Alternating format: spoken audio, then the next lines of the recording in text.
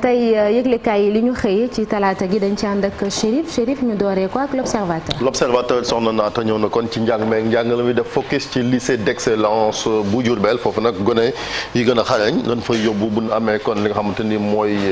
rek BFM gis nga ko nag ennui mooy jafe-jafe yi nga xamante am nañ ko te moonte day ak Kanfoore ñi ngi fa fii stress bu métti la gone yi di dund ñu ci bëri sax dañuy am ay problème mu dépression trouble personnalité bipolarité di ay jafe-jafe ci wàllu psychologie ba tax na kon ministre bi ñu dénk njàng meeg njàngale mi di Mamadou Talla kon mi ngi jéem a dalal xel yi dinañ ci ñëwaat ca nam gën a yaatoo ca jamono jooju gis nga ko wàllu sécurité alimentaire dafa mel ni kon jafe-jafe mën naa am ci espace UEMOA muy xiif boo xamante ne mi ngi yootu askan wi lu doon kon ci 12,5 millions de personnes yoo xamante daal boo sàgganul ñu am ci ay jafe-jafe li koy firndeel mooy photo bi nga xamante ni l'observateur daal dina ci ñëwaat ñëw ci mbir mi nga xamante ni depuis démb ba léegi libération ñëwoon ci l'Obs gën a ñëw xóotal ko muy rek yàkkataan gone ak tamit gis nga ko rek di leen jaay ñu leen di jëfandikoo am na ci ñaari victimes yoo xamante ni victime Serigne Assane Mbacké Xelkom lan kon ñoom wax nan li ñu wax daal mooy gis nga ko waa ji daal mi ngi leen di singali ñaari yoon mu siq ak ñoom muy lendemain Korité ak bis ba ca topp muy loo xamante ne kon ñëwaat na ci bu baax a baax am na ci loo xamante ne gis nga ko ci chambre Nina hôtel la amee muy rek chambre du conférencier moom mi nga xamante ni kon sëñ bi Mbacké da doon wax ne kon conférencier la am na ci juróom-ñaari personnes yoo xamante cité nañ leen am na retour de parquet ngir rek kon yoon daal di leen déglu ci jamono jooju gis nga ko politique Sénégal ak discours bi boo saagun daal maanaam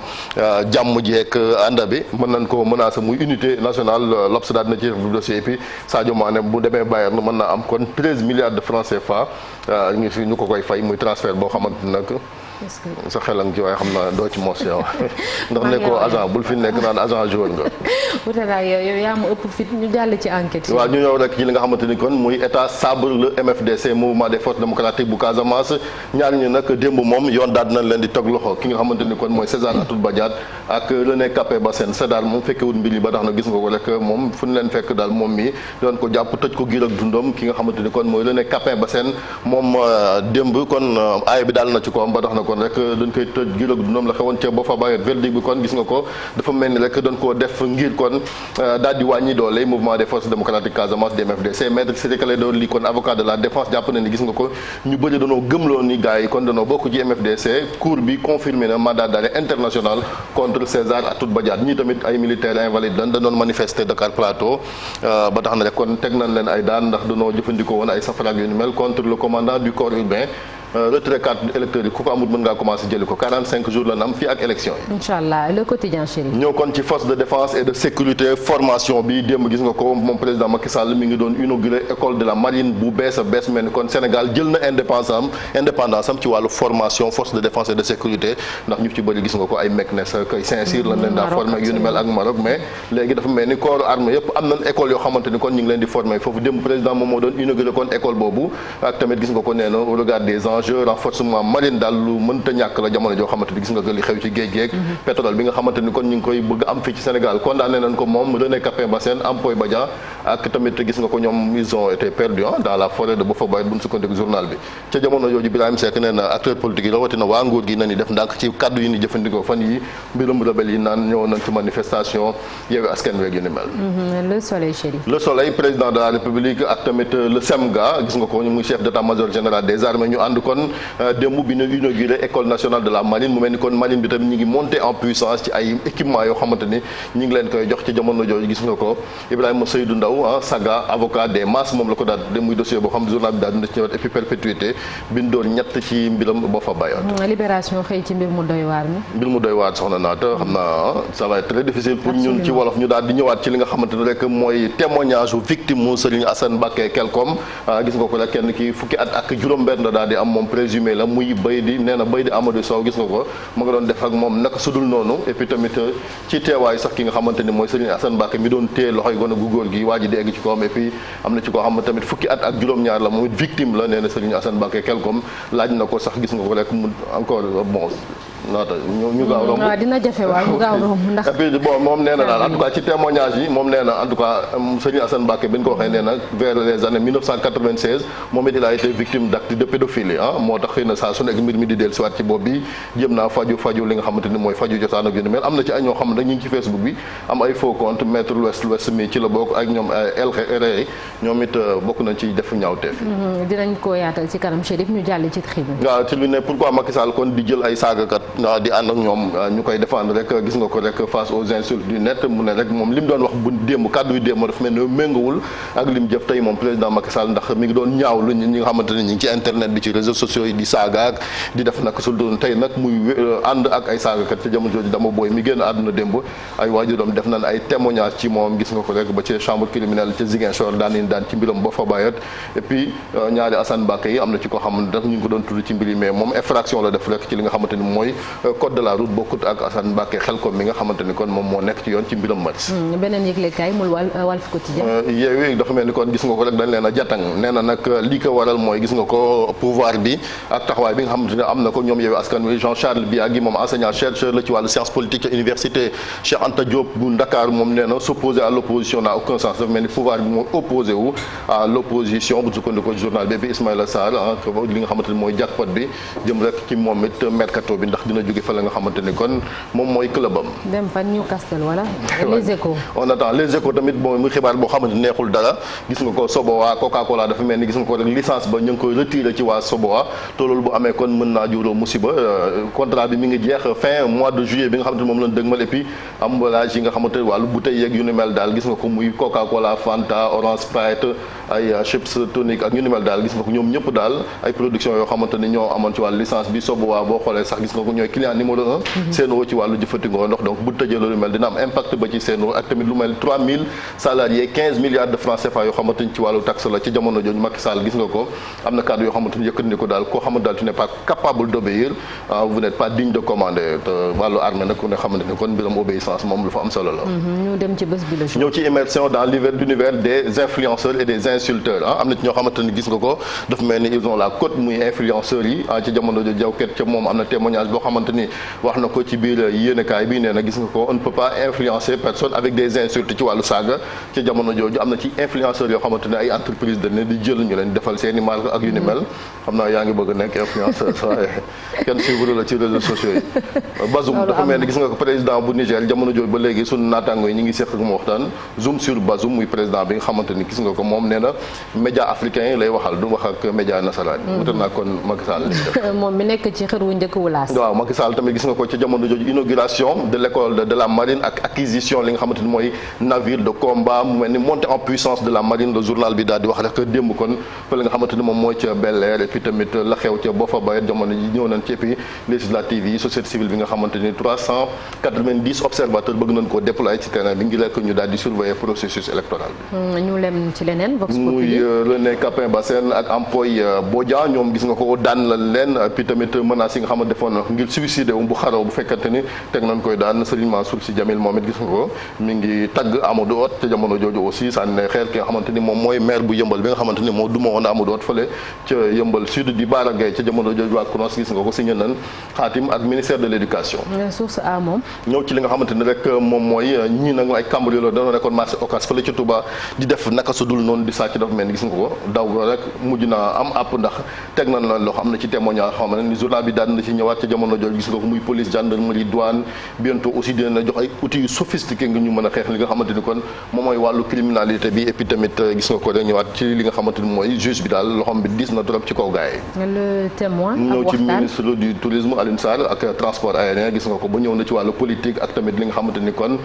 moom mooy destination Sénégal daal mi ngi koy jaay. ñu jàll ci tàggat yaram ak waaw muy ki nga xamante ni gis nga ko nekk ci lafu équipe nationale bu Sénégal muy Saliou Ciss di def lu am solo bu gars yi jàqee sax des fois mooy lijjanti situation bi dernièrement ak match bi nga xamante ne amoon nañ ko Rwanda moo am penalty bi kon moom nee na am na ñu bëri daal ñoo xamante ni bëgg nañ koo jël fa li nga xamante ni rek mooy ci Europe ngir mu dem football yi fa ndax équipe moom nga xamante ni mooy naas yi dañoo wàcc ak fi tamit gis nga ko Trophy Tour dafa mel ni ca Bambali tey Sadio Mané moom mooy dalal CAN bi ca jamono jooju Ligue des Nations choc entre Allemagne Italie kon ce mardi la France moom démb du mën nañ leen toog nan Sud Quotidien waaw mu mel ni gis nga ko verdict ba léegi rek jëm ci li nga xamante ni moom moo xew ca procès Boffa Bayotte professeur professeur Abdoulaye Bathily day génne ab téere mi ngi ko tuddee passion de liberté muy mémoire yoo xamante ni lu am solo la semaine bi sax je pense war naa def rek li nga xamante ni moom mooy dédicace bi. kon dinañ xaar Bonnefeuille ak Ibou Diouf merci beaucoup Chérif le temps ngay yaatal yëglekaay yi li ñu xëyee tey ñu taxaw ci benn actualité bu sensible yaa ngi ko doon wax sànq Aladji Malick Libération moom la xëyee l'Observateur itam muy détail yu mbir mi Serigne Assane Mbacké Xelkom mi ñuy tuumaal ni da doon sàkku ay gone ak yeneen mbir mu nekk lu doy waar et puis miinoon nañ ko quand même Aladji Malick ci télé yi muy wax ay kàddu yu rafet rawatina ci wàllum diine bi nit ñi buñ ko gisee dañ naan peut-être à qui faire confiance Aladji Malick muy lu doy waar quand même. waaw muy lu doy waar lu nga xam ni bett nañu bari ndax sëñ Assane ñu bëri xam nañ ko ci conférence yi nga xam ne daan na ko animé xam-xamam màcc lool ñu bari ràññee woon ko nawoon ko lool ci li nga xam ne moom la doon def muy conférence yooyu mais lii bi mu feeñee ñu bëri dañu dar seen gémmiñ ndaxte lu jafe waxtaane la ni ko Chérif doon defee léegi rek ci revue de presse bi am na ci ay kàddu yu nga xam ne sax neexu la tekki mais encore une fois loolu dafay poser rek problème mu nekkinu yenn xale yi ci yenn daara yi wala ci yenn barab yi ndax am na ci ñu bari ñu nga xam ne lii mi ngi leen di dal te ñemewuñ ko wax donc lii dafa feeñ mu nekk lu nga xam ne da ngay am ascendance psychologique ci xale bi nga xam ne te yaa ko yor ci daara yaa koy jàngal am na lu bari lu nga xam ne boo ko waxee da koy def te du ko ñemee wax donc sëñ Assane mi wax dëgg yàlla li ñuy wax enquête de personnalité war nañ ko def ci moom ndax am na lu nga xam ne trouble de la personnalité la te lu bari lu koy indi mooy jaar-jaar bu nga xam ne am nga ko moom mi ngi koy wax ni bi mu nekkee tout tànk dañ ko sàkk woon ba loolu mujj des ci xelam di ñëwaat ci moom mu koy def jéem na faju fu ne mais loolu yëpp du excuse parce que am na ci ku nga xamante ni nii multirécidiviste la muy Jimbori bugguma sax jaar ci turam ndax tur bi dafa sell lool Samba Vin Jimbori moom kaa Samba Jimbori moom njëkkoon nañ ko jàpp tëj ko juróomi at jàppaat ko pour tentative bàyyiwaat ko mu nekkaat ci lu nu mel xale yi bu ñuy nettali li ñu leen doon def sa yaram dafay daw donc xale yooyu tey war nañu xoolaat seen prise en charge psychologique seen nekkin parce que ils sont complètement traumatisés perturbés ci li nga xam ne dund nañ ko te amaana yàgg nañ ko dund ca ñemewuñ ko wax day soog a feeñ xale yooyu il faut ñu am une prise en charge et un suivi psychologique pour ñu mën a nekkaat ay nit ba li nga xam ne moom moo dal sëñ Assane Mbacké mi bañ leen a dal ëllëg mais en tout cas lu ci munti am mooy ñaaw na trop ba fa ñaaw mën a yem metti na trop ci xale yi ak ci seeni waajur yoon nag na def liggéeyam. absolument yoon mi ngi def liggéeyam Chérif et puis genre yi nii bu xewee da ngay gis ñenn ñu jóg automatiquement rek di taxaw naan dañoo bëgg a xeex lii wala dañoo bëgg a xeex laa alors que boo liiree diggante démb ak tey moom ci boppam muy mise en cause bi moom avoué na te comme on dit l'aveu est la mère des preuves moom ci boppam nangu na ni liñ koy tuumal moom moo ko def donc ce n'est plus l'occasion quand même di quand même di défendre l'indéfendable si on peut l'appeler comme ça jot na xaj na ñu xool naka la ñuy lijjanti lu ni mel parce que mi ngi bëgg a bëri quand même ci dëkk bi. tout à fait parce que défendre l'indéfendable comme ni nga ko waxee naa te kenn mënu ko défendre moom wax naa jafe-jafe yi nga xam ne moom la amoon ba mu tout temps que 1996 moom moo waral lu ni mel mais mënoo wutal sa bopp circonstance atténuante te kenn war la ko mën a wutal également parce que lii dafa doy waar il faut toujours yu mel ni bu amee on pense d'abord aux victimes. absolument et à leur famille. à leur famille jafe-jafe yi nga xamante ni moom lañ dund parce que abus sexuel ci ay gone c'est une réalité dans ce pays là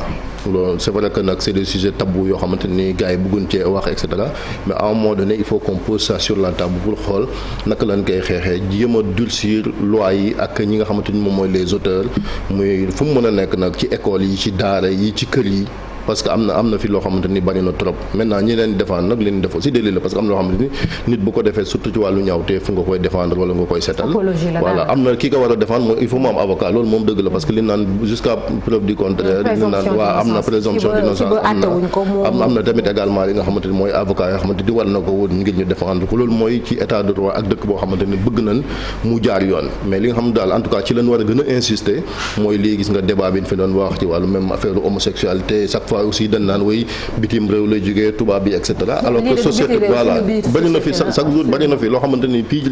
ci penc mi fii la amee fii ci Sénégal mais nit ñi nag des fois duñ bëgg a gis li nga xamante ni mooy la réalité en face parce que des questions ay affaires hypocrisie moom moo tax mais lii moom quand même c'est quelque chose boo xamante ni warul ta amaat parce que nit ki comme li nga wax waroo di ko jàngal war nga am kilifteef ci moom bay abuser ci li nga xamante ni kon moom mooy confiance parce que day loo xamante ni déjà taxawaay war na am sur le plan psychosocial concernant li nga xamante ni moom mooy gone mooy li Serigne Mor Mbaye doon wax rek ay tonton saay-saay yi moom ñi ngi fi bari ba dee ci dëkk bi te loo xamante ni comme il faut faire face à ces gens-là yombul mais il faut aussi continuer à protéger les enfants parce que Sénégal day loo xamante ni tumurank na fi oui on a voté li nga xamante ni mooy ay convention et cetera ci wàllu bitim réew mais ba léegi xale yi tumurank nañ ci li nga xamante ni mooy abus sexuels yi ni ngi def seen kaw yalwaan gi ñu def ci li nga xamante ni moom mooy mbedd yi te loolu quand même mënut a tax am réew jëm kanam parce que jeunesse boobu ak xale yi ëllëg ñoom ñooy avenir bi donc il faut les protéger. Marcel. waaw je pense que c'est inutile de dire que ñaaw na ba fu ñaaw mën a yem donc di masawu comme ni ñu ko waxee jeunes yi nga xamante ne ils sont victimes de ces abus que l'on comprendra finalement jamais après day wane ne itam les jeunes sont quand même assez exposés am na li nga xamante ne moom mooy les conséquences de l'aspect social qui pousse les jeunes à être des cibles, des proies faciles si j'ose dire de ce genre de prédateurs là hélas si on peut l'appeler ainsi aussi mu am itam li nga xamante ne moom mooy les nouvelles technologies on voit qu'il y a Ibrahima Badiane di mettre l'ouest donc muy firndal nekk ci wàllu réseaux sociaux yi tamit genre action yu mel noonu bëri na c'est devenu l'une des perches les plus rapides pour pouvoir accéder à ce genre d'action là donc comme ni ñu ko waxee rek na justice bi def liggéeyam ni mu ko waree daan yoo xamante ni dina joxe exemple peut-être pour que ëllëg nit ci on espère mën a xoolaat seen doxalin. Et puis ce qui est dramatique mooy beaucoup de familles découvrent en même temps que la masse li nga xam ne seen doom yi moom la ñuy dund ni ñu ko fi gisee ay 16 ans 17 ans lañ fiy gis ñoo xamante ni amaguñu sax 20 ans et qui sait depuis kañ la ñuy dund lu ni mel et comme on dit ils ont peur d'en parler Sénégal jigéen sax buñ ko sàkkoo dafay ragal wax ko. sàkkantuma laak nag góor mi nga xam ne sa moroomu góor moom moo la sàkku ça aussi c'est un sujet tabou mais jot na tabou boobu xëy na ñu dindi ko parce que bu fekkee ne code pénal moom li wax bu dee da nga def acte contre nature ak mineur mooy loi contre la pédophilie voilà et le viol loolu moom daan bu diis lañuy teg sa kaw donc muy loo xamante ni je pense que ça va continuer à décourager ñi nga xamante ni comme def na ñaaw kat li kiy wax nag éducation c'est vraiment regrettable wax dëgg yàlla ñun ñi di ci wax sax dafay xaw a diis dafa diis sax ci ñun yàlla xam na ko niñ ko organiser maanaam ci hôtel ngay dem jël néeg xale yi ñu. Et puis c'est un réseau. C'est un réseau là on parle. L'hôtel aussi les gérants là il faut qu'ils soient entendus parce que yu mel nii aussi. Ils peuvent pas mënuñu ko. ay mag ay gone dem non loo ci xam ay gone te dama ko dig xanaa yéen nekk ci hôtel jël fa bu nekk. waaw dama ko dig ay taalibe ñëw di la seet doo ko xalaatee foofu ay taalibe ñëw di la seet loolu il faut pousser l'enquête vers ça parce que suñu sëriñ la ñuy seet. De toute façon l'enquête se poursuit dinañ xam ca cappaandaw ga yëf yi fan lay mujjee et tout en tout cas c'est tragique c'est une tragédie en tout cas pour ces adolescents yi vivre lii merci beaucoup. employé ambassade France bu ko fi defoon nii dafa dawoon mais jàppoon nañ ko ci Roissy fa Sénégal gi la nekkoon moom it di def naka su dul noonu absolument merci beaucoup Chérif léegi dañuy jàll ci beneen ponk muy un jour au Sénégal un jour dans le monde.